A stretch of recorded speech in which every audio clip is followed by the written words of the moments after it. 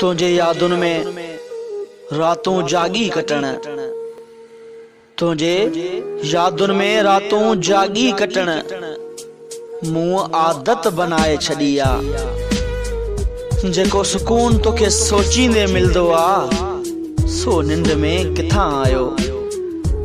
तू ही मुझो ॾींहुं आहीं, तू ही मुझी रात आहीं, तू ही मुझो सुबह आहीं, तू ही मुझी शाम आहीं। तू जिस्मानी तरह तो मुसां गॾु नाहीं, पर रूहानी तरह मुसां गॾु आहीं।